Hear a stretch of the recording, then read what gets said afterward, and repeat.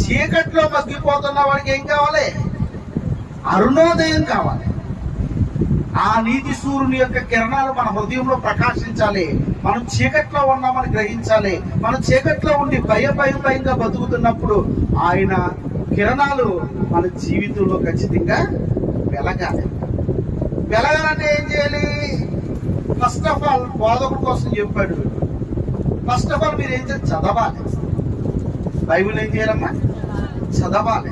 చదవకపోతే, ఎవ్రీడే చదవకపోతే మీకు బైబిల్ అర్థం కాదు. నేను ఎంత బోధ చేయనియండి, ఎంత జ్ఞానం చెప్పనియండి, ఎంత అమూల్యమైన సంగతులు చెప్పనియండి, మీరు ఎప్పటికీ గ్రహించలేరు. అర్థమవుతుందా? మీరు ఎప్పటికీ గ్రహించలేరు. మీ హృదయములో వాక్యం అన్న వెలుగు ప్రకాశించకపోతే